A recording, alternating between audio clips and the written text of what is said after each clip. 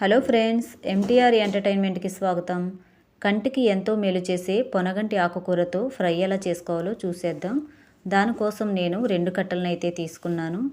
ఇందులో ఇలాంటి గడ్డి మొక్కలు కూడా ఉంటాయి కనుక చక్కగా చూసుకొని కట్ చేసుకుని పెట్టుకోవాలి. ఒక ప్యాన్ పెట్టుకుని కొద్దిగా పల్లీలను అయితే వేసి మంచి కలర్ వచ్చేంత వరకు కూడా వేయించాలి.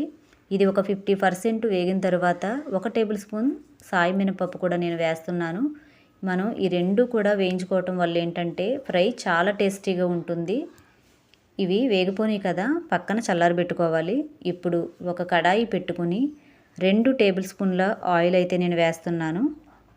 ఇప్పుడు ఈ ఆయిల్ వేడెక్కిన తర్వాత 1 టేబుల్ స్పూన్ పచ్చెనగపప్పు, 1/2 టేబుల్ స్పూన్ ఆవాలు, 1/2 టేబుల్ స్పూన్ సాయి మినపప్పు, అలాగే 2 ఎండుమిరపకాయలు, 4 లేదా 5 వెల్లుల్లి రెబ్బలు కూడా వేసుకుని కలుపుకోవాలి.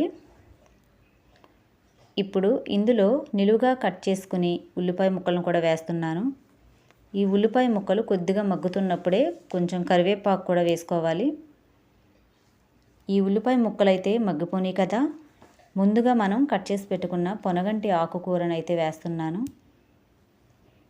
మనము ఇది వేసిన వెంటనే త్వరగా మగ్గటం కోసం కొద్దిగా పసుపు, రుచికి సరిపడా సాల్ట్ వేసుకుని 10 నిమిషాలు మనం మగ్గనిచ్చామంటే చక్కగా మనకి ఎంతో ఈజీగా పొనగంటి ఆకుకూర ఫ్రై అయితే రెడీ అయిపోతుంది. చూసారు కదా, మరీ డీప్ ఫ్రై చేసుకోకూడదు ఆకుకూరని ఎప్పుడు కూడా, ఎందుకంటే అది మనకి ఇలాగా ఇదే కన్సిస్టెన్సీతో ఉంటే మాత్రం చక్కగా రైస్లోకి కూడా బాగా కలుస్తుంది. ఇదిగోండి పల్లీల పౌడరు. ఇప్పుడు ఇది కూడా మనం ఈ ఫ్రైలో వేద్దాము. దీనివల్ల ఏంటంటే టేస్ట్ అనేది ఇంకా చాలా బాగుంటుంది. అందుకే నేను పల్లీల పౌడర్ని అయితే యూజ్ చేస్తూ ఉంటాను. మీరు ఒకసారి ట్రై చేయండి, మీకు తప్పకుండా నచ్చుతుంది. వీడియో కనుక నచ్చితే లైక్ చేయండి, సబ్స్క్రైబ్ చేయటం మాత్రం మర్చిపోవద్దు.